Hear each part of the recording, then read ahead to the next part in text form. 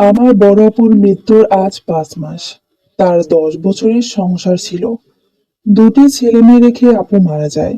বড় ছেলের বয়স 5 বছর আর ছোট মেয়েটার 20 মাস। দুলাভাই চট্টগ্রামের একটি কলেজের শিক্ষক, বয়স 45। আমার আপাও চট্টগ্রামে একটি নামকরা হাই স্কুলের সহকারী প্রধান শিক্ষিকা ছিলেন। আপা মারা যাওয়ার পর ভাইয়া কলেজ থেকে এসে বাচ্চার দেখাশোনা সব মিলিয়ে হিমশিম খেয়ে যায়। আমার মা অসুস্থ মানুষ, এতটা টেক কেয়ার করতে পারে না। আমি যতটুকু পারি তাদের রাখি। তাদের দেখাশোনার জন্য দুটা মহিলাও রেখেছে, কিন্তু টাকা থাকলেও সুখ নেই তাদের এই মুহূর্তে। এবং বাচ্চা দেখাশোনার মতো তেমন কেউ নেই। একটা পর্যায়ে আমার দুলাভাই সিদ্ধান্ত নিল বড় ছেলেকে স্কুল হোস্টেলে দিয়ে ফেলবে, কিন্তু আমার বৃদ্ধ মা সিদ্ধান্ত নিল আমার সাথে দুলাভাইয়ের বিয়ে দেবে। আমাকে বিয়ে করে বাসায় আনার পর থেকে সবাই দেখতে আসতো, বাচ্চাদের আদর করে যেত। আমাকে বলতো নিজের সন্তানের মতো মানুষ করবে। কাউসার হামিদের যত আত্মীয় স্বজন আছে সবাই আসতো। আমি তাদের যতটা পারতাম মেহমানদারি করতাম। একা হাতে মেহমানদের জন্য রান্না করা, বাচ্চাদের দেখাশোনা হাঁপিয়ে যেতাম আমি। বাসায় যদি ও সাহায্য করেছিল, তারপরেও আমার করতে হতো। উনি সারাদিন কলেজ করে এসে তারপর কলেজের ছেলে মেয়েদের প্রাইভেট পড়াতো, এরপর বাজার করতে যেত। বাসায় তেমন একটা কথা বলতেন না, গম্ভীর টাইপ থাকতেন। কারণ সারাদিন টিচারি করে কথা বলতে বলতে ছাত্র ছাত্রীদের সাথে অনেক ক্লান্ত থাকতো। বেশিরভাগ শিক্ষক শিক্ষিকারা নর্মাল লাইফে চুপচাপ থাকে বেশি, কারণ কর্মক্ষেত্রে সারাদিন ওনাদের অনেক বেশি কথা বলতে হয়। ওনার সাথে আমার যান্ত্রিক জীবন হয়ে গিয়েছিল। রাত 7টায় বাসায় আসতেন, এরপর গোসল করে বাচ্চাদের সাথে একটু কথা বলে খেয়ে ঘুমিয়ে পড়তেন। প্রতিদিন বের হওয়ার সময় জিজ্ঞেস করতেন কি লাগবে না লাগবে, বাজার সদাই এটা সেটা। প্রতিদিন যাওয়ার সময় 100 টাকা করে টেবিলের উপরে রেখে যেতেন, কারণ মেহেদিকে স্কুল থেকে আনার সময় এটা সেটা বায়না করতো এই জন্য। এভাবে কেটে যায় বিবাহের 15 দিন। মেহেদি বাসায় না থাকলে বাবুনিকে নিয়ে আমার সময় কেটে যেত। ওর মা বলতো, বাবা বলতো, ওর সাথে খেলাও করতাম। আমার মা, ভাই, ভাবি ফোন করতো, সবসময় খবরাখবর নিত। ভাইয়াকে ফোন করে বলি, ভাইয়া আমি কলেজে যাব। আচ্ছা, আমি কাউসারকে ফোন দিয়ে বলবো। ভালো থাকিস, এখন বিজি, পরে ফোন করব। রাতের বেলা উনি বাসায় আসলে ওনাকে গোসলের জন্য সব এগিয়ে দিই, তারপর নাস্তা দিই। নাস্তা খেতে খেতে উনি আমায় বলল, 2টা দিন অপেক্ষা করো, আমার ছোট ফুপু আসবে। উনি আসলে ওনার কাছে বাবুনিকে রেখে তারপর কলেজে যেও। আচ্ছা ঠিক আছে। আমি আর তেমন কিছু বললাম না, চুপচাপ রাতের খাবার খেয়ে বাবুনিকে নিয়ে শুয়ে পড়েছি। মেহেদি আজকে আমার সাথে শুয়েছে। মেহেদি মা বাবুনিকে ভালো লাগে না, ও মাঝরাতে কান্না করে। আমার ঘুম ভেঙে যায়। ওকে বাহিরে ফেলে দিয়ে আসো। কেন বাবা? বাবুনি এখনো ছোট, তুমিও ছোটবেলায় এমন কান্না করতে, তোমাকে তো আমরা ফেলে দিই নাই। আমি কান্না করতাম না, ঘুমাও, সকালে স্কুল আছে তোমার। আমার এমন জীবন আমি একটুও ভাবিনি। জীবনে কত স্বপ্ন, কত আশা, সব শেষ। কারো ঘরের ঘরণী হব, হাসবো, ঘুরবো, দুষ্টুমি করব, সারাদিন রাত গল্প করব। কিন্তু আমার সাথে এটা হলোটা কি? সকালে রুটি বানালাম আর 2টা ডিম সিদ্ধ করেছি। উনি উঠে নাস্তা খেলেন, আমাকে বললেন তুমিও বসো, আপনি খেয়ে নিন। মেয়েদিকে ডাকতে ডাকতে ও উঠছে না, আজও স্কুলে যাবে না। অনেক ডাকার পর উঠল, কিন্তু উঠে কান্না শুরু করে দিল স্কুলে যাবে না। আমি বললাম ঠিক আছে, যেতে হবে না। উনি নাস্তা খেয়ে রেডি হয়ে বেরিয়ে যাওয়ার সময় বললেন, আজকে ছোট ফুপু আসবেন, উনি মুরগির মাংস খায় না, ওনার জন্য সুরমা মাছ রান্না করে নিও। আচ্ছা। ছোট ফুপু আসলে বলবি না আমরা আলাদা ঘরে থাকি, এটা বলার দরকার নাই। আচ্ছা, আসি। আমি দরজা বন্ধ করে দিলাম। উনি চলে যাওয়ার পর একটি দীর্ঘশ্বাস ফেলে ছেলেমেয়েদের নিয়ে নাস্তা খাওয়া শুরু করেছি। ফ্রিজ থেকে মাছ মাংস নামিয়ে নর্মাল পানি দিয়ে ভিজিয়ে দিলাম। বাচ্চাদের টিভি চালিয়ে বসিয়ে দিলাম। সাহায্যকারী আসলো। উনি আসার পর তরকারি কাটিকুটি করে নিয়েছি। রান্না বসালাম চুলায়। 12টার সময় ছোট ফুপু আসলো, সাথে উনার ছেলে আর ছেলের বউ। সাধ্যমতো মেহমানদারি করে দুপুরে খাওয়ার পর ওনারা ছোট ফুপুকে রেখে বিদায় নিলেন। অনেক জোর করেছি আজকের দিনটা রাখার জন্য। ছোট ফুপু দুপুরের ভাত খেয়ে ঘুম দিলেন। বাবুনিকে ঘুম পাড়ানোর চেষ্টা করেছি, কিন্তু ঘুমোচ্ছে না। ওদের টিভি চালিয়ে দিলাম। আমি পাশে বসে বান্ধবীকে ফোন দিলাম, কারণ কলেজে যাব, পড়া অনেক পিছিয়ে গিয়েছি। সব তথ্য জেনে নিয়েছি। সারা বিকেল ফুপুর সাথে গল্পগুজব করেছি। রাতের বেলায় উনি এসেছেন। এসে ফুপুকে সালাম দিয়ে গোসলে গেলেন। গোসল করে সে নাস্তা খেতে ফুপুর সাথে টুকটাক কথা বললেন। এরপর একটু বাইরে গেলেন একটা কাজে। আসলেন রাত 10টায়। রাতের খাবার খেয়ে সবাই ঘুমোতে যাব। মেহেদি ফুপুর কাছে ঘুমাবে এমন বায়না ধরেছে। আমি দিতে চাইলাম না, কিন্তু ও ওখানে গিয়ে শুয়ে পড়েছে। উনি বললেন আজ আমরা একসাথে থাকবো। উনি আমাদের রুমে গিয়ে বাবুনিকে নিয়ে শুয়ে পড়লেন। আমার যেতে ইচ্ছে করছে না। আমি অনেক সময় ধরে ড্রয়িং রুমে বসে টিভি দেখছি। রাত প্রায় 2টা। ছোট ফুপু উঠে আমাকে দেখে চমকে গেলেন। জিজ্ঞেস করলেন এখানে কেন বসে আছি। আমি বললাম মাত্র বসেছি। কিছু লাগবে ফুপু? না, তাহাজ্জুদ পড়তে উঠেছি। যা রুমে যা, ঘুমা গিয়ে। আমি পা টিপে টিপে রুমে গেলাম। বাবুনিকে মাঝখানে রেখে আমি সাইডে শুয়ে পড়েছি। চোখ প্রায় লেগে এসেছে এমন সময় বাবুনির গায়ের ওপর দিয়ে আমাকে উনি জড়িয়ে ধরলেন। আমি আস্তে করে হাতটা সরিয়ে দিলাম। আমি আরেকটু সাইড হয়ে ঘুমিয়ে পড়েছি। হঠাৎ ঘুম ভেঙে অনুভব করেছি আমার শরীরে কারো হাত। আমাকে উনি জড়িয়ে ধরেছেন। বাবুনি মাঝখানে নেই। উনাকে বললাম আজ না। উনি কিছু শুনলেন না, আরো শক্ত করে জড়িয়ে ধরলেন। সে রাতে ওনার সাথে আমার কাছাকাছি আসা হলো। শুধু এতটুকু মনে হয়েছে সম্পর্ক তো পশু পাখিও করে। এখানে কোনো ভালোবাসা খুঁজে পেলাম না আমি। সে রাতে ঘুম হয়নি আমার। শুধু আফসোস হয়েছে আমার জীবনের প্রতি। আজ অনেক দিন পর আমি কলেজে যাব। আজ খুব সকালে ঘুম থেকে উঠে বাসার যাবতীয় কাজ করে রেখেছি। বাবুনির জন্য রান্না করে টেবিলে রেখেছি, যেন ফুপুর সব খুঁজে পেতে সাহায্য হয়। মেহেদিকে উঠে নাস্তা দিলাম, সাথে ওর বাবাকেও। অতপর ওরা রেডি হয়ে বেরিয়ে যায়। কাউসার আহমেদ মেহেদিকে স্কুলে দিয়ে তারপর কলেজ যাবে। আমিও রেডি হয়ে নিলাম। তবে আমি একা যাব কলেজে, ওনার সাথে না। যাওয়ার সময় টেবিলের ওপর উনি 200 টাকা রেখে যায় আমার কলেজ যাওয়ার জন্য। আমি টাকা নিয়ে বাবুনিকে একটু আদর করে বেরিয়ে পড়লাম। একটা রিক্সা নিয়ে কলেজের সামনে নেমে পড়ি। আশেপাশে আমার বান্ধবীদের খুঁজতে থাকি এবং কলেজের মাঠে ওদের দেখতে পাই। ওরা বসে আছে। আমাকে দেখে জিজ্ঞেস করে, নিহু কেমন আছিস? ভালো আছি। আজ অনেকদিন পর কলেজে আসলি বান্ধবী। হুম। তোদের নোটগুলো আমাকে দিস। অনেকদিন আসি নাই, অনেক পিছিয়ে পড়েছি। নতুন সংসার কেমন চলছে নেহু? আছি, নসিবে যা ছিল তাই হচ্ছে। চল ক্লাসে যাই, এক্ষুনি ক্লাস শুরু হবে। চল উঠা যাক। ক্লাসে আসার পর সবাই আমার দিকে কেমন করে যেন তাকিয়ে আছে। অবশ্য সবাই জানে ওনার সাথে আমার বিবাহ হয়েছে, কারণ আমাদের ঘরের পাশে ওনার কোচিং। অনেক সময় আমি ছাত্রছাত্রীদের দরজা খুলে দিই এবং উনি কোনো বই যদি ঘর থেকে নিতে ভুলে যায় আমি দিয়ে আসি। সে হিসেবে সবাই জানে ওনার সাথে আমার বিবাহ হয়েছে। নর্মালি ক্লাস করছি। ওনার ক্লাস আসার পর সবাই আর চোখে আমাকে কতক্ষণ দেখছে, ওনাকে কতক্ষণ দেখছে। উনি নর্মালি অন্য সময়গুলোর মতো পড়াচ্ছেন, আমার দিকে তাকাচ্ছেন না।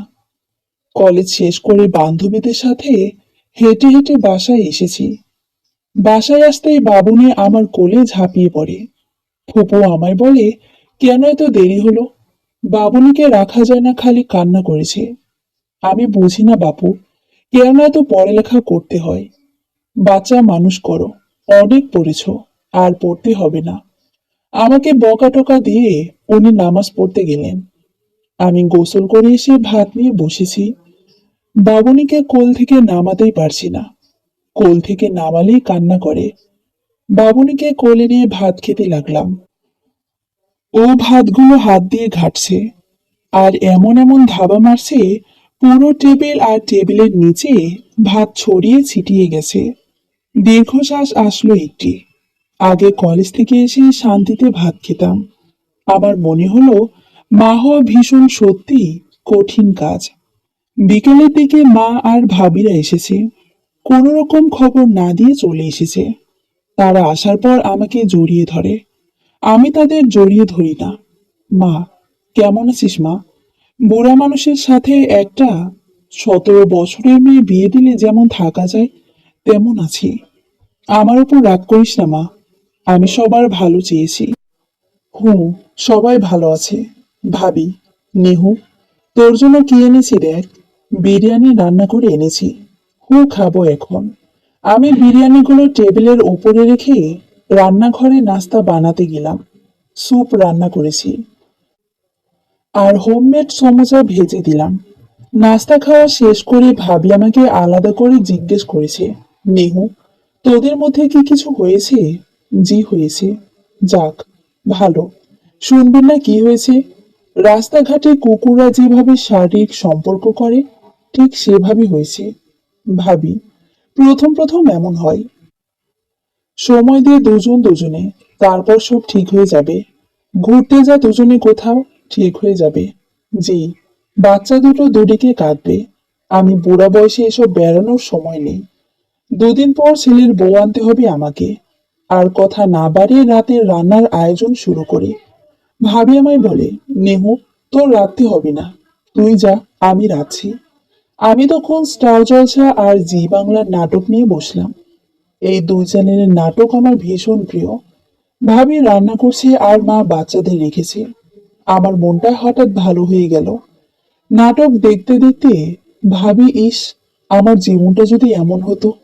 নাটকের রোমান্স আর প্রেম দেখে ইচ্ছে হয় এমন কারো প্রেমে পড়তে।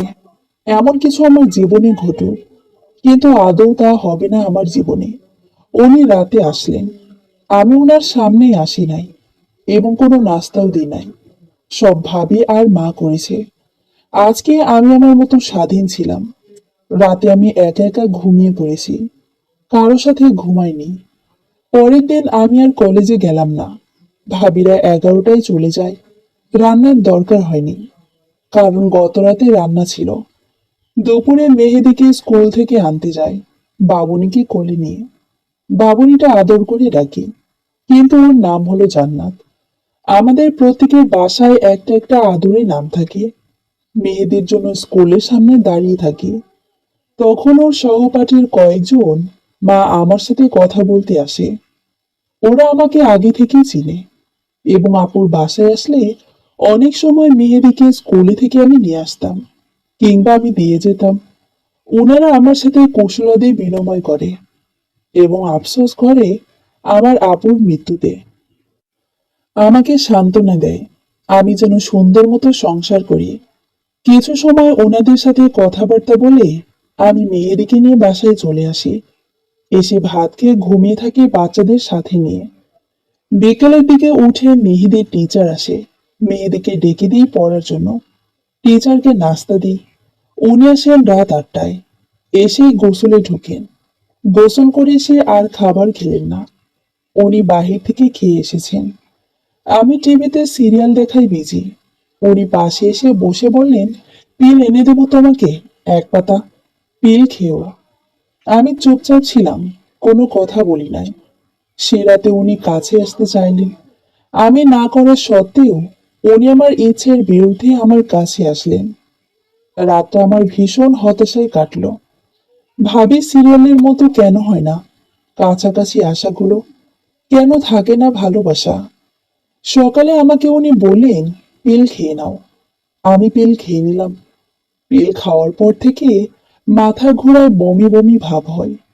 আমার কেমন যেন লাগে, কিছু করতে ইচ্ছে করে না। সারাদিন শুয়ে থাকি, বাচ্চাদের টেক কেয়ারও করা হয় না। আমি যেন হাঁপিয়ে উঠেছি। কলেজ যেতাম, কোনো রকম আসতাম। 1 মাসের মধ্যে আমার ওজন বেড়ে যায়। সারাদিন মাথা ঘুরতো। ওনাকে বললে বলতো, তুমি সারাদিন শুয়ে বসে না থেকে বাইরে হাঁটতে তো পারো, তাহলে এমন লাগবে না। আমার তো হাঁটতে ইচ্ছে করে না, তাহলে আমি বাইরে কেন হাঁটতে যাব? ফ্যামিলির কোনো কথার মধ্যে ওনার সাথে আমার কথা মিলতো না। উনি আমাকে এমনিতেও বলতেন। দিন যত যায় আরো দূরত্ব হয় ওনার সাথে। আমি পিল খাওয়া বন্ধ করে দিই।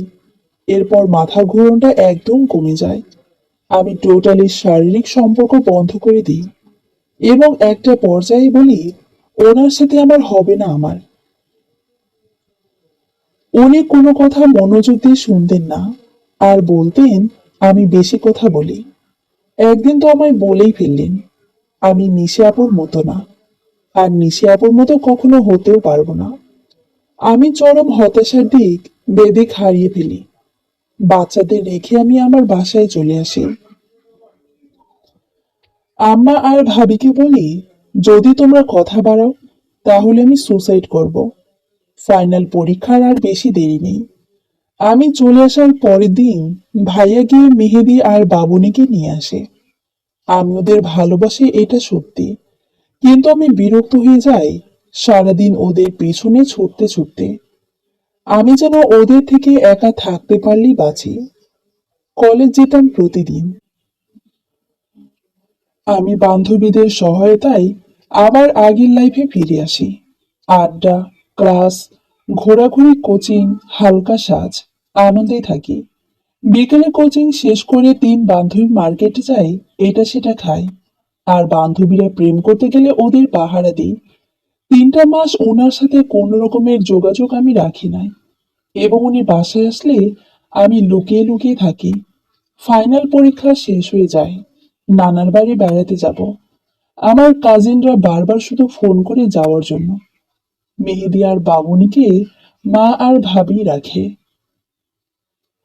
নানুর বাড়ি যাওয়ার আগের দিন আমি আমার রুমে ঘুমিয়ে আছি। হঠাৎ মাঝরাতে আমাকে কেউ জড়িয়ে ধরে। ঘুম ভেঙে দেখি কাউসার হামিদ। উনি আমাকে বলে, কেন এমন করছো, কেন দূরে দূরে থাকছো, একটু কি ভালো লাগা হয়নি আমার প্রতি? আমি ওনাকে বলি, ছাড়েন আমাকে, আপনার মুখে দুর্গন্ধ আমার সহ্য হচ্ছে না। উনি আমাকে ছাড়লেনই না। উনি বললেন, আমি তোমার থেকে একটা বাচ্চা চাই। আমি বারবার বলি, আমাকে ছাড়েন, আমার ভালো লাগছে না। ওনার জড়িয়ে ধরাতে আমি আরো ব্যথা পাচ্ছি গায়ে।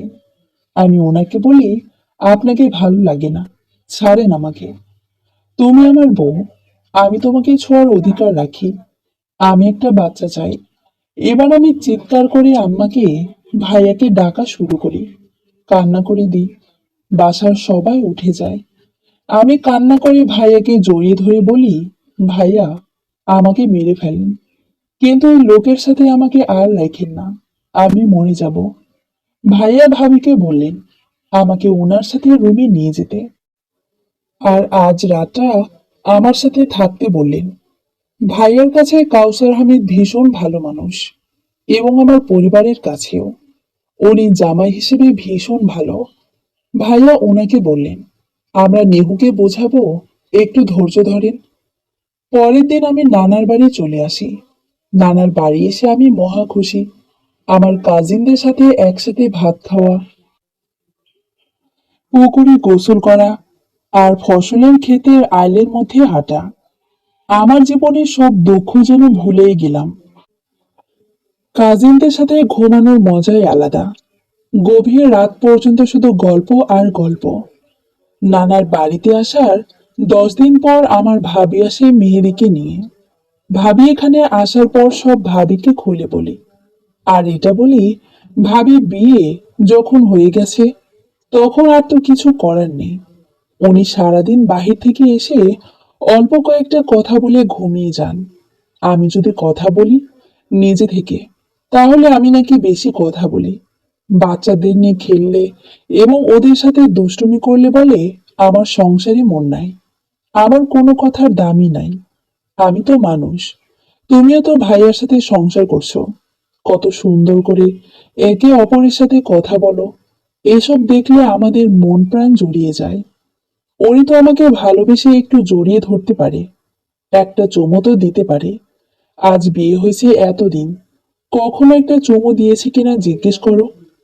উনি যখন কাছে আসে তখন বিষয়টা এমন, কাপড় খুলো, তারপর ওনার চাহিদা মিটলো, উনি আর কোনো আশেপাশে তাকাবেন না। আরেকজন তৃপ্তি পেল কিনা তা দেখার বিষয় না। আর পুরো শরীরের ভর কেন উনি আমার গায়ে দেন, আমার নিঃশ্বাস বন্ধ হয়ে যায়। বাচ্চাদের সাথে একটু দুষ্টুমি করলে বলে আমি নিশি আপুর মতো না, আপু তো আপুর জায়গায়। আমার বয়স আর আপুর বয়স দেখো। আমি কিছু চাই না, আর পাঁচটা মানুষ যেভাবে সংসার করে আমিও সেটা করতে চাই। আচ্ছা, আমি গিয়ে কথা বলবো তোর ভাইয়ের সাথে, তুই মেহেদিকে সাথে রাখ, ওর টেক কেয়ার করিস। ভাবি চলে গিয়েছে। মেহেদিকে পেয়ে আমার কাজিনরাও খুশি। এর মধ্যে হুট করে আমার মামাতো বোনের বিয়ে ঠিক হয়ে গেল।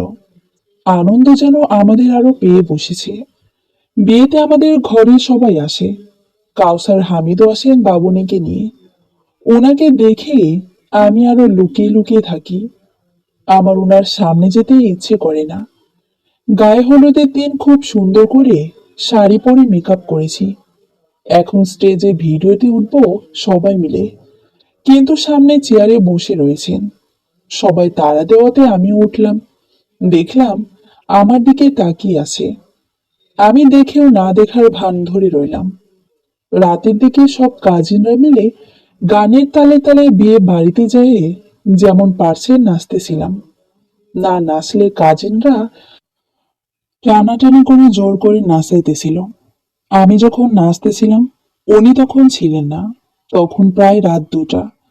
নাচানাচি আনন্দ করে সবাই যখন ক্লান্ত, ফজরের আগে আগে করে ঘুমিয়ে যাওয়ার জন্য সবাই ঘরে ঢুকতেছি, তখন ভাবি আমাকে ডাকে, বলে কাউসার আহমেদ ডাকতেছে।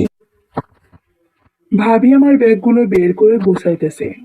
ওনার নাকি কি ইমার্জেন্সি কাজ পড়েছে, চলে যেতে হবে। আমি বললাম আমি কেন যাব, ওনাকে যেতে বলো। মা বলল বিয়েটা গুরুত্বপূর্ণ না, স্বামীটা গুরুত্বপূর্ণ। ভাবি অবশ্য অনেক জোর করে বলেছে যেন বিয়েটা খেয়ে বিকেলে চলে রওনা দিই। আমি আসতে চাইনি, আমাকে জোর করে নিয়ে এসেছে। বাবুনি তখন ঘুমে, মেহেদিও ঘুম। মেহেদিকে ডেকে তুললো আর বাবুনিকে আমার কোলে দিয়ে গাড়িতে তুলে দিল। উনি গাড়ি চালাচ্ছেন, বাবুনি আমার কোলে ঘুম, আর মেহেদি আমার ওরুর উপরে মাথা রেখে ঘুমাচ্ছে, পাগুলো ছেটে দিয়ে। আমার দিকে কেমন রাগে রাগে লোকে তাকাচ্ছেন উনি। সকালে রাস্তা অনেক ফ্রি থাকে, যার কারণে 3 ঘন্টায় চলে আসি ওনার বাসায়। আজ অনেক মাস পর ওনার বাসায় আসি। বাবুনি আর মেহেদিকে বিছানায় শুয়ে দিই। উনি আমাকে টানতে টানতে অন্য রুমে নিয়ে গিয়ে দরজা বন্ধ করে দিয়ে বলে, তোমার সমস্যা কি? আমার আবার কি সমস্যা হবে? জামাইয়ের ছোঁয়া ভালো লাগে না, জামাইয়ের সাথে কথা বলতে ভালো লাগে না, অথচ পরপুরুষদের ঠিকই ভালো লাগে। ওখানে এতগুলো ছেলের সাথে নাচতেছো, ওদের হাত ধরে ধরে, কাজিনের বন্ধুদের সাথেও নাচতেছো। আমি তো একা নাচি নাই, আমার মেয়ে কাজিনও ছিল, দেখেন নাই? আর ওখানে অনেক নানিও ছিল। পেট দেখিয়ে নাচতে ভালো লাগে, শুধু জামাই ভালো লাগে না। আমি চুপ করে রইলাম, কোনো কথা আর বলি নাই। তুমি এ ঘর থেকে একদম বের হবে না, বাবার বাড়িতেও যাবে না। আমার সাথে যাবে, আমার সাথে আসবে। আমি চুপচাপ দাঁড়িয়ে রয়েছি, কোনো কথাই বলছি না, কারণ আমার অনেক মন খারাপ।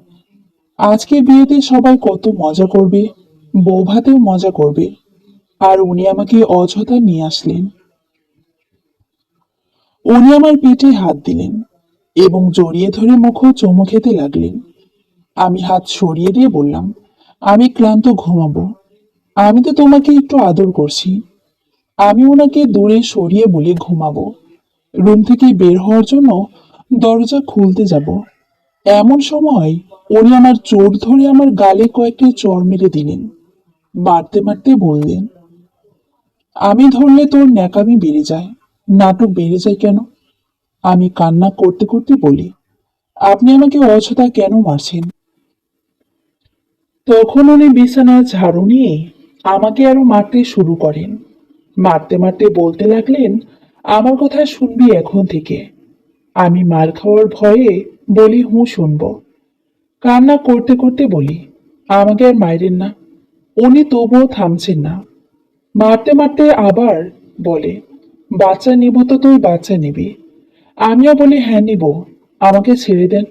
জীবনে আর কোথাও যাবি না, গেলে আমার সাথে যাবি, আমার সাথে আসবি। আমি কাঁদতে কাঁদতে হু বলি। মায়েরকে ভূতেও ডরায়। আমি একা বাসায় কেউ ধরার নাই। আমাকে খুব মেরেছে। মায়ের থেকে বাঁচতে এসব বলেছি। শলার ঝাড়ু ভেঙে সারা ঘর হয়েছে এবং আমার শরীরেও অনেকগুলো গেঁথে যায়। আমাকে শলার ঝাড়ু দিয়ে মেরেছে, পুরো শরীর দাগ আর লাল হয়ে রক্ত উঠে আছে। খুব অসহায় ছিলাম সেই সকালটাতে। মায়ের ব্যথায় আমার জ্বর উঠে যায়। আমি সারাদিন বিছানা থেকে উঠতে পারি নাই। তার মধ্যে বাচ্চারা এত বিরক্ত করতেছিল, আমার সেদিন মরে যেতে ইচ্ছা করেছে। আমি 5 দিন অনেক কষ্ট পেয়েছি জ্বরে। তার মধ্যে ঘরের কাজ, বাচ্চাদের দেখাশোনা, ওনার সাথে দরকার ছাড়া কথা বলতাম না। যতটা পারতাম এড়িয়ে চলতাম। আমার এইচএসসি পরীক্ষার রেজাল্ট দেয়। আমি ফার্স্ট ডিভিশনে পাশ করি। আমাকে ভার্সিটিতে ভর্তি হতে মানা করে, কারণ উনি বাচ্চা নেবেন। এর মধ্যে আমি মেহেদের সহপাঠীর মায়ের পরামর্শে এবং ওনার সাহায্যতে 3 মাস মেয়াদি ইঞ্জেকশনটা মারি।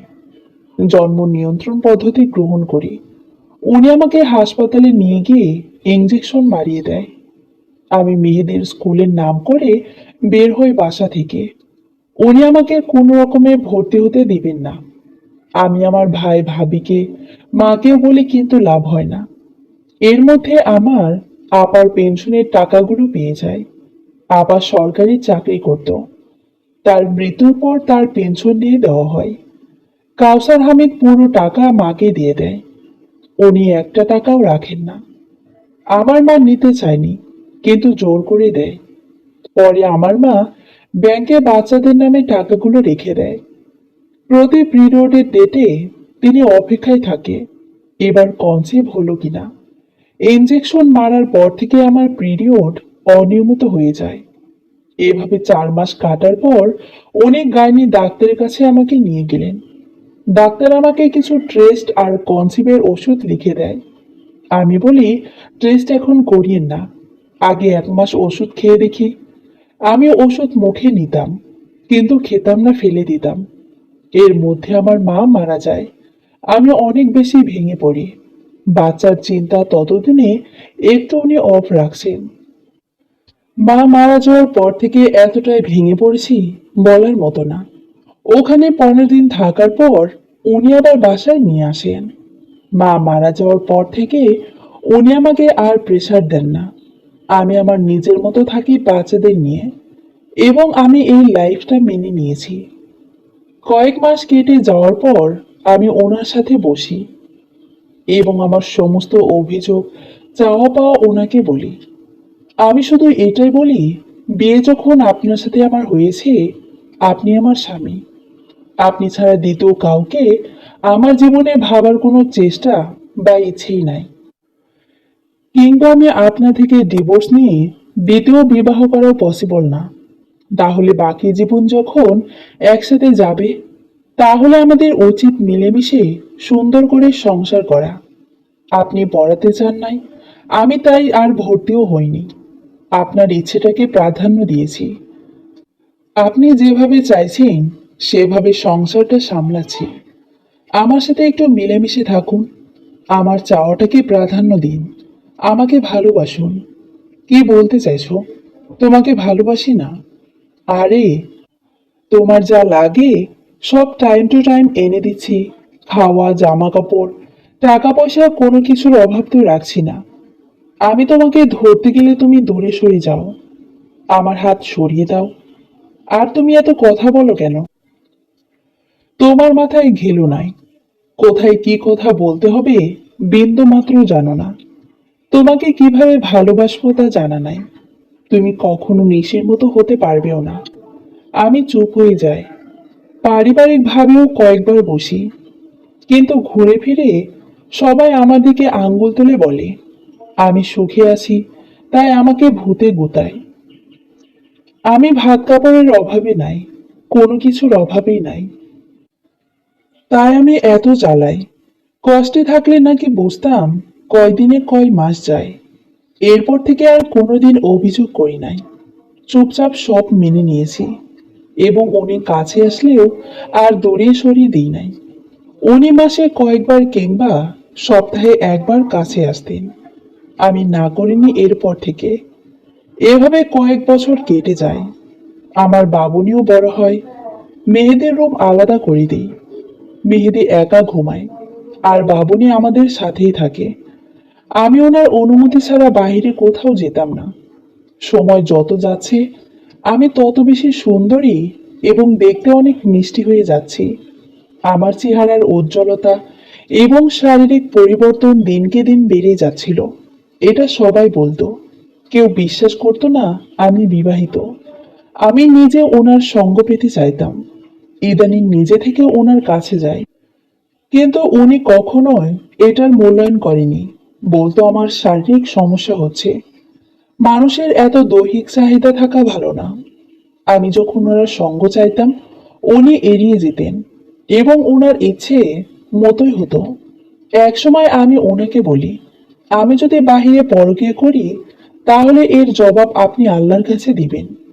তিনি আমাকে লাথি মেরে খাট থেকে ফেলে দিয়ে বলেন বাহিরে কেন পরকীয়া করবি, আমি দিয়ে তোর হচ্ছে না।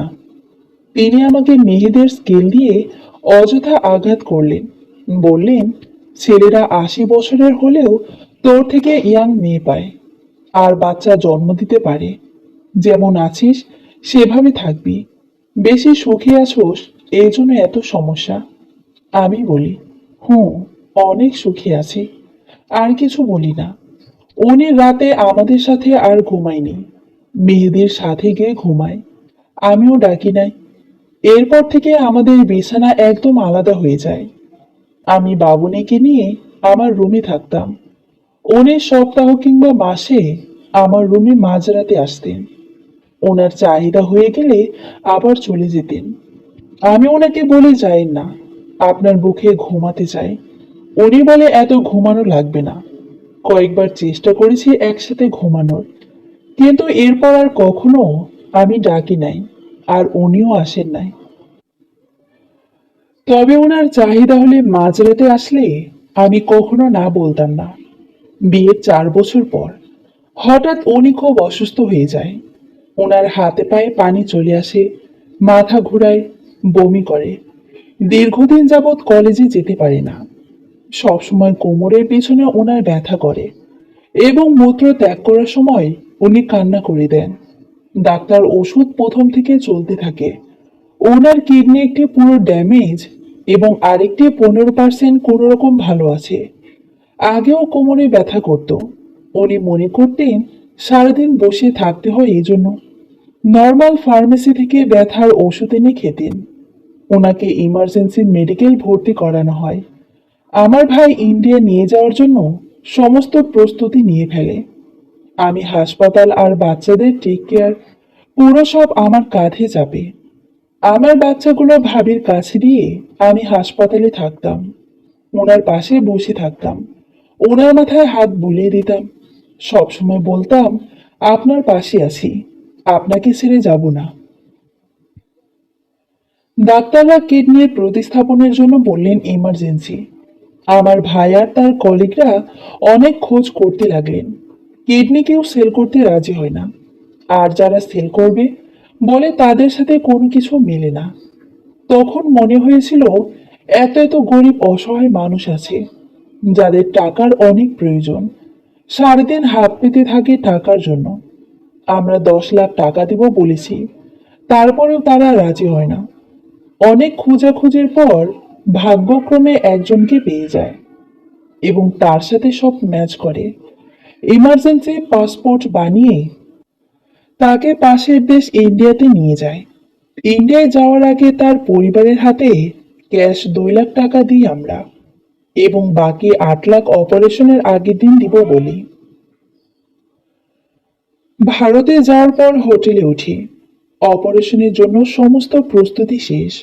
2 দিন পর অপারেশন হবে। যে লোকটাকে নিয়ে আমরা ভারতে যাই, অপারেশনের আগের দিন শুধুমাত্র উনি ওনার পাসপোর্ট নিয়ে পালিয়ে যায়। ওনার সাথে কোনো টাকা পয়সা কিছুই ছিল না যে গাড়ি ভাড়া দিয়ে আবার বাংলাদেশ যাবে। অনেক খোঁজ করেছি কোনো বিপদে পড়ল কিনা, কিন্তু ওনাকে খুঁজে পেলাম না। এদিকে কাউসার হামিদের জীবন মৃত্যুর খুবই কাছে। ডাক্তাররা বলে দেয় 7 দিনের মধ্যে কিডনি প্রতিস্থাপন করতে না পারলে ওনাকে বাঁচানো পসিবল না। উনি পুরো লাইফ সাপোর্টে। আমার ভাই ইন্ডিয়ার অনেক দালাল ধরে একটি কিডনি নেওয়ার জন্য। ভারতে অনেক অনেক দালাল চক্র আছে যারা মানুষের অঙ্গ এবং চোখ, কিডনি এসব বিজনেস করে। 3 দিন পার হয়ে যায়, কোনো কিডনি সেলার খুঁজে পাইনি। কিডনি সেলার পেলেও ম্যাচ হচ্ছে না। যার তার থেকে তো আর কিডনি নেওয়া যায় না যদি ম্যাচ না হয় সবকিছু। আর ওনার কষ্টও আমার সহ্য হচ্ছিল না। একটা কিডনি নিয়ে অনেক বাধা নিষেধ এবং নিয়ন্ত্রিত জীবন যাপনের মাধ্যমে অনেক সুস্থভাবে বাঁচা যায়। এতদিনে এটা বুঝেছি মেডিকেলে থাকতে থাকতে। শেষ মুহূর্তে আমি বলি আমি কিডনি দেব যদি আমার সাথে সব মিলে যায়। আমি মেডিকেলে সব টেস্ট করাই এবং আল্লাহর অশেষ রহমতে সব মিলে যায় ওনার সাথে আমার। আমার ভাই সেদিনও নির্বাক ছিলেন, একটা একটু শব্দও করেনি। শুধু জড়িয়ে ধরে কান্না করে বলেছেন একটা ভাইয়ের জন্য, 2টা সন্তানের পিতার জন্য আমি আমার বোনটার জীবন নষ্ট করে দিলাম। কাউসার হামিদ কখনো আমার ভাইকে বইয়ের ভাইয়ের চোখে দেখেনি এবং আমার পরিবারও তাকে নিজের পরিবার মনে করে। কাউসার হামিদ আমার পরিবারের জন্য ভীষণ ভালো ছিল। অপারেশনের আগের মুহূর্তে আমার শুধু কান্না আসতো আর নামাজ পড়তাম, কিন্তু ওনার চেহারা আর কষ্ট দেখলে নিজের সব কষ্ট ভুলে যেতাম। অপারেশনের আগে উনি আমাকে বলেন আমার কিছু হলে তুমি আমার 2 সন্তানকে আগলে রাখবে। বাংলাদেশ থেকে ভারতে যাওয়ার আগে উনি ওনার 2 সন্তানকে আমার হাতে তুলে দিয়ে যায়। যদি অপারের সময় ওনার কিছু হয়ে যায়, মৃত্যু ভয় সবারই থাকে। কাউসার হামিদ এটা জানে ওনার সাথে আমার মনের মিল না হলেও আমি সন্তানদের ভীষণ ভালোবাসি এবং ওদের আজীবন আগলে রাখবো। অপারেশনের একদিন আগে থেকে আমার একদম ভারী খাওয়া নিষেধ। শুধু লিকুইড জাতীয় খাবার খেতে দেয়। আমাকে ভর্তি করিয়ে নেয় এবং পুরো অবজারভেশনে রাখে একদিন আগ থেকে। আল্লাহর অশেষ রহমতে কিডনি প্রতিস্থাপন ভালোভাবেই হয়। আমার 5 ঘন্টা পর হুঁশ আসে। অপারেশনের পর আর ওনার একদিন পর আমাকে 11 দিন হাসপাতালে ভর্তি থাকতে হয় এবং আমাকে নিয়ন্ত্রিত জীবনযাপন করতে বলে এবং আজীবনের জন্য কচু, কচুরলতি, কচুর শাক, ফুলকপি, মূলা অনেক অনেক খাবার খেতে নিষেধ করে এবং এটাও বলে খেলেও খুব অল্প পরিমাণ, না খেতে পারলে তোমার জন্য ভালো। অপারেশনের পর হাসপাতালে থাকাকালীন কাউসার হামিদের চোখে মুখে আমার জন্য ভালোবাসা খুব করে চোখে পড়ে আমার। উনি বেডে শুয়ে আছে, অথচ আমাকে উনি খাওয়ার সময় এটা সেটা খাইয়ে দিত। আমার চুলের লেয়ার কাটছিল, ওনার হাতে স্যালাইন চলছে, অথচ অনেক সময় আমার চোখের সামনে আসা চুলগুলো উনি সরিয়ে দিতেন। ভারতে 3 মাস থাকার পর আমরা বাংলাদেশ আসি এবং 3 মাস পর আবার যেতে বলে। ভারতের ডাক্তার নার্সরা অনেক মানবিক এবং ওখানে চিকিৎসা ব্যবস্থা অনেক অনেক হাতে নাগালে। টেস্টের টাকা অনেক কম লাগে। পালিয়ে যাওয়া লোকটা বর্ডার দিয়ে নাকি লুকিয়ে বাংলাদেশে এসেছে। কাউসার হামিদ উনানি থেকে 2 লাখ টাকাটা নিতে নিষেধ করে দেয়। আর টাকাটা নিতে চাইলেও আর নেওয়া যেত না, কারণ টাকাটা তারা খরচ করে ফেলে, আর দেওয়ার মতো সামর্থ্য তাদের নাই। দেশে আসার পর আমার সংসারটা প্রাণ ফিরে পায়। উনি কলেজে যেতেন না, মেহেদি স্কুলে চলে যেত। বাবুনিকে নিয়েও স্কুলে দিয়ে আসার পর উনি আর আমি পুরো ঘরময়। উনি আমার সাথে কথা বলতেন, রান্নাঘরে চেয়ার নিয়ে বসে থাকতেন, পেঁয়াজের খোসা ছাড়িয়ে দিতেন। যেদিন ওনার খারাপ লাগতো শুয়ে থাকতো, বিছানায় আমাকে বলতো, তুমি রুমে সব নিয়ে এসে কাটাকাটি করে নাও। আমি ওর রুমের তরকারি সব নিয়ে এসে নিচে বসে কুটি নিতাম, আর উনি খাটে শুয়ে থাকতেন। আমাকে একটু পর পর নেহা নেহা বলে ডাক দিতেন। একসাথে খাবার খেতাম, বাবুনের সাথে খেলতাম। আর মেহেদি বড় হয়ে যাওয়াতে লজ্জা পেত আমাদের সামনে বেশি সময় বসলে। ওরই অসুস্থতা হওয়ার পর শারীরিক সম্পর্ক একদম অফ। তবে আমি মানসিকভাবে ভীষণ খুশি ছিলাম। আমরা ধীরে ধীরে আবার সুস্থ জীবনে ফিরে গেলাম। উনিও কলেজ যাওয়া শুরু করলেন। কলেজ গেলে আমাকে 1 ঘন্টা পর পর ফোন দিয়ে বলতেন, নেহা কি করছো তুমি? নেহা আসার সময় কি আনবো? নেহা এটা করো ওটা করো। আমার ভীষণ ভালো লাগতো। উনি আবার বলতে লাগলেন, নেহা এবার তুমি একটা বাচ্চা নিয়ে নাও। বাবুনিও বড় হয়ে গেল, 6 বছর চলছে। এবার একটা বাচ্চা নিয়ে ফেলো। আমি কখন মরে যাই কে বলতে পারে? তাছাড়া তোমার নিজের একটা সন্তান হোক। আজকাল দুনিয়ায় অনেক কঠিন, নিজের সন্তানরা দেখে না। সেখানে কখনো যদি মেহেদি আর বাবুনি তোমাকে না দেখে, আপনি এত চিন্তা করিয়েন না। দেখবেন না কেন? অবশ্যই দেখবেন। আমি সিদ্ধান্ত নিলাম এবার একটা বাচ্চা নিব। আমি জন্ম নিয়ন্ত্রণ পদ্ধতিটা বাদ দিলাম। একদিন উনি আমাকে বললেন, নেহা রেডি হয়ে নাও, একটু বাহিরে যাব। কোথায় নিয়ে যাবেন আপনি? চলো, গেলে দেখতে পাবে। অতঃপর ব্যাংকে নিয়ে গিয়ে আমাকে ওনার অ্যাকাউন্টের নমুনি করে দেয়, এবং এর কয়েকদিন পর ওনার বাড়িটা আমার নামে হেবা করে লিখে দেয়। আমি বলি, বাড়ি লিখে কেন দিতেছেন? আমার কিছুর তো দরকার নাই। আমার এত সম্পদের ওপর কোনো কালেই লোভ ছিল না, কারণ আমিও যথেষ্ট ধনী পরিবারের সন্তান। উনি হঠাৎ করে আবার অসুস্থ হয়ে গেলেন। নিয়মিত চেক আপে ছিলেন, তারপরেও হঠাৎ করে আবার পেন শুরু হয় ওনার। পরে মেডিকেলে নিয়ে যায়, এবং সেখানে টেস্টে আসে কিডনির অবস্থা ভালো না। আমার ভাই কোনো কিছু না ভেবে ইন্ডিয়ায় নিয়ে যায়। যে ডাক্তারের আন্ডারে ওনার অপারেশন হয় ওনার কাছে নিয়ে যায়। উনি আবার ইমার্জেন্সি ভর্তি করিয়ে দেয়, এবং ডায়ালাইসিস আবার শুরু করেন। উনি একদম ভেঙে পড়েন। আমি সবসময় ওনাকে সাহস দিই, বলি, আপনি ভেঙে পড়বেন না।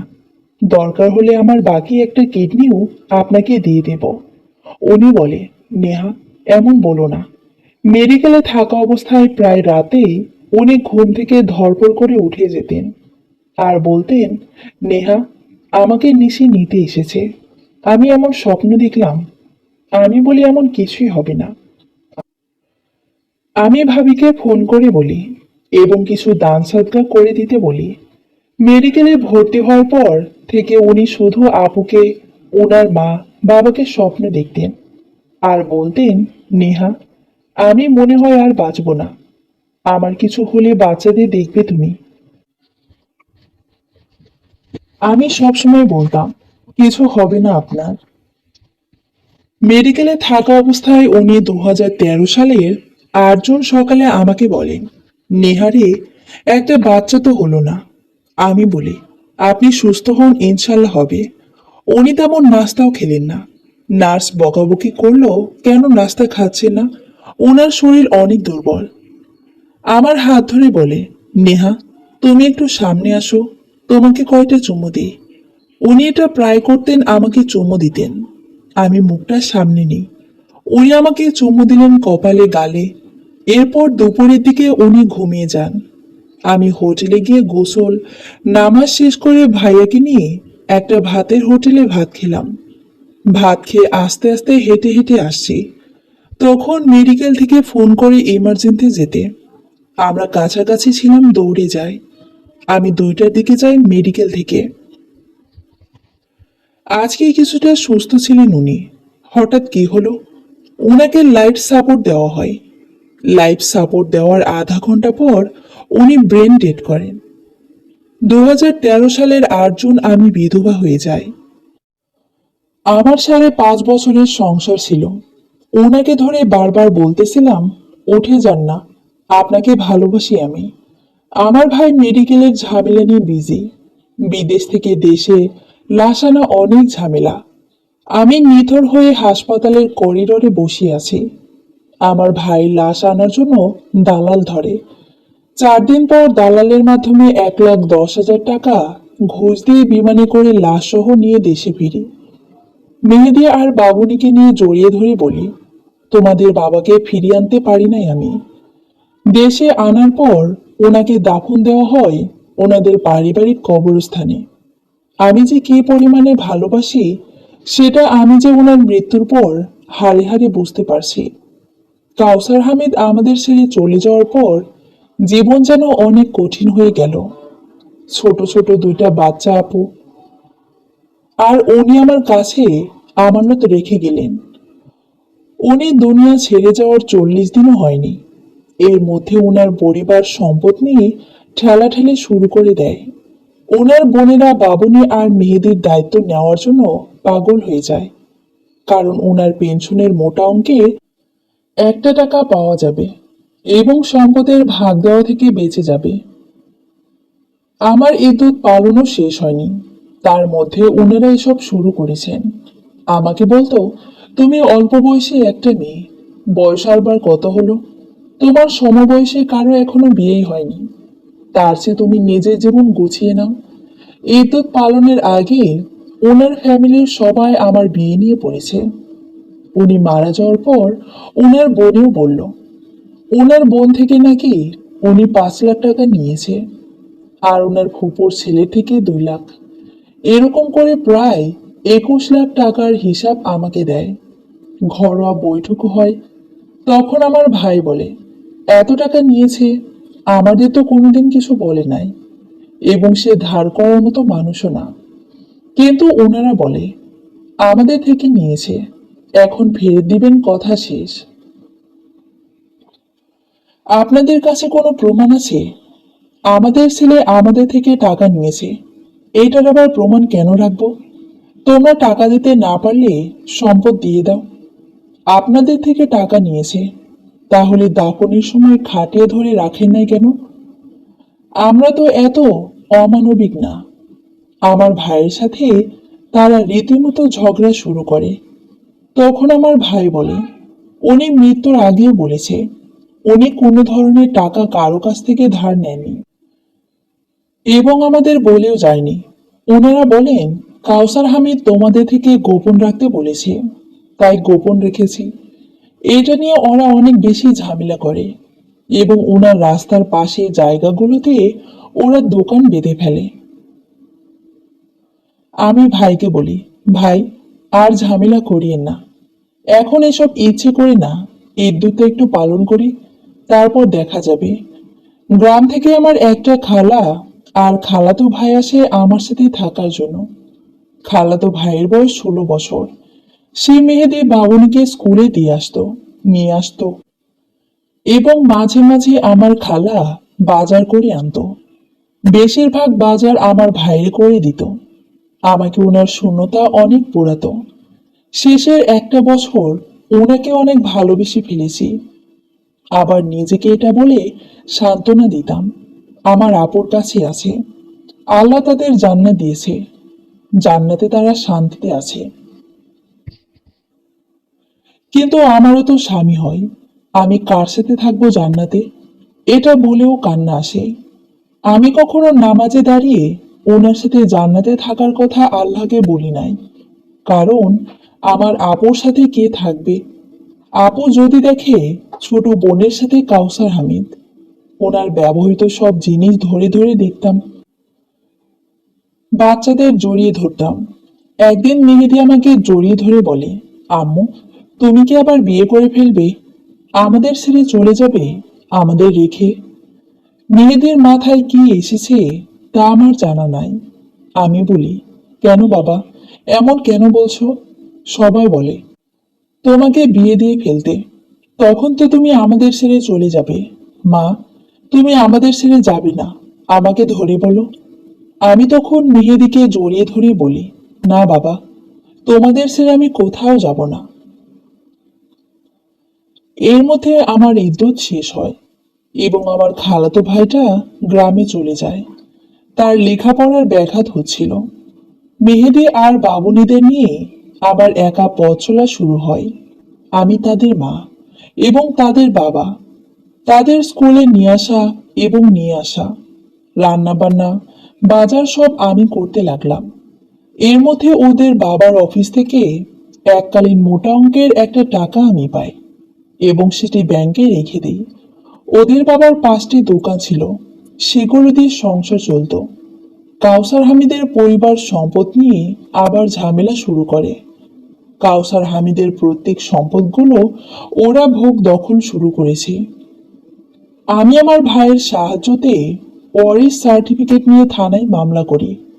অনেক থানা মামলা বৈঠক শেষ করে সম্পদগুলো আমার আয়ত্তে নিয়ে নিই। তবে গ্রামেরগুলো ওনাদের আয়ত্তে থাকে। আমি আর ঝামেলা করি না এবং ওনাদের সাথে যোগাযোগ বন্ধ করে দিই। জীবন চলছে জীবনের ন্যায়। জীবন থেকে অনেকগুলো বছর কেটে যায়। মেয়েদের এসএসসি পরীক্ষার পর কলেজে ভর্তি করায়। তখন ওর বড় ফুপুর সাথে আমার সম্পর্ক ঠিক হয় এবং ওনার যাতায়াত বেড়ে যায় আমার বাসায়। ওনার কলিজা জলে সবসময় আমার ভাইয়ের বাচ্চাগুলোর জন্য। ওর বড় ফুপুর যাতায়াত বেড়ে যাওয়ার পর ছোট ফুপুর যাতায়াত বেড়ে যায়। বাসায় আসতো, আমার জন্য আফসোস ওর সীমা থাকতো না। আমার জন্য হাই হুতাশ করতো। ওনারা আসলে আমি যথেষ্ট মেহমানদারি করতাম, তবে এত বেশি মিশতে চাইতাম না। ওনারা এলে কিভাবে 2টা খাওয়ায় বিদায় করব সে চিন্তা থাকতো আমার। মেহেদির সেকেন্ড ইয়ারে ওঠার পর আমার কাছে একটা মোবাইলের আবদার করে। এখনকার যুগে ওসব বয়সী সবাই মোবাইল ব্যবহার করে। আমি আর না করি নাই, ওর একটা মোবাইল কিনে দিই। এই মোবাইল কেনার পর থেকে ছেলে আমার মহা বিজি। খেতে গেলে মোবাইল টিপে একটু পর পর বাহিরে যায়। বুঝলাম ছেলে মনে হয় কারো প্রেমে টেমে পড়ছে। ও ঘুমিয়ে থাকা অবস্থায় আমি ওর মোবাইল চেক দিই, দিয়ে দেখি ওর বড় ফুপুর মেয়ের সাথে ওর প্রেম আলাপ এবং সম্পর্ক বহুদূর এগিয়ে গিয়েছে। চ্যাটিং এ গিয়ে দেখলাম বাচ্চার নাম পর্যন্ত ঠিক করে ফেলেছে। আমার মাথায় হাত। আমার কাছে মেহেদি তখনও পিচ্ছি। আমি যথারীতি ওর বন্ধু বান্ধব সহপাঠীর থেকে খোঁজ খবর নিতাম এবং ওরা প্রায় সময় দেখা করে ঘুরতেও যায়। আমি মেহেদিকে বোঝাই এবং বলি, বাবা, তোমার এখন ভালো লাগার বয়স, তাই বলে ওর সাথে। বাবারে তোমাদের বাবা নেই, মা নেই, আমি তোমাদের সব। আমি চাই তোমরা ভালো থাকো। বাবা একটা বয়সে গিয়ে একটা জীবনে গিয়ে তারপর এসব করো। আমার তোমার এই বয়সে বন্ধু বান্ধব থাকতেই পারে। বাবা, তুমি তোমার বড় ফুপুর মেয়ের সাথে এতটুকু সম্পর্কে যাতায়াতে আমি অনেক কষ্ট পেয়েছি। ওরা তোমাদের ক্ষতি চায় এবং তুমি তো জানো কিভাবে তোমার বাবার সম্পদ ওরা নিয়ে ফেলতে চায়। মেহেদি আমায় বলে, আমি আর ওর সাথে কথা বলবো না। আমি বিষয়টা বিশ্বাস করি এবং তাকে অবজারভেশনে রাখি। তার বড় ফুপুর বাসায় আসা একদম বন্ধ করে দিই, কিন্তু যথারীতি ও ঠিকই আবার সম্পর্ক রেখেছে এবং আমি ওর মোবাইল চেক দিয়ে বুঝিও চ্যাটিংগুলো ডিলিট করে দেয়। ও ঘুমন্ত অবস্থার ওর মোবাইল চেক দিই। ওর কয়েকদিন পরেও মোবাইলের লকটা আইলক করে দেয়। আমি বিষয়টা আমার ভাই ভাবিকে জানাই এবং আমি নিজেও বিষয়টা নিয়ে অনেক অসুস্থ হয়ে যাই। একে তো আমার একটা কিডনি, তার মধ্যে প্রায় সময় শারীরিক অসুস্থতা ফিল করি। এখন আবার এগুলো আর ভালো লাগছিল না। আমার ভাই বিষয়টা শুনে রেগে মেগে একদম আগুন। মেহেদিকে বকা দিয়ে ওর ফোন নিয়ে ফেলে। এরপর ছেলে আমার কয়েকদিন ভীষণ ভালো ছিল, কিন্তু এরপর খেয়াল করলাম প্রায় সময় ওর রুমের দরজা বন্ধ রাখে এবং বাহির থেকে অনেক দেরিতে আসে। 2 মাস পর আমি ওর বইয়ের ভেতরে আইফোন দেখতে পাই, তাও নতুন।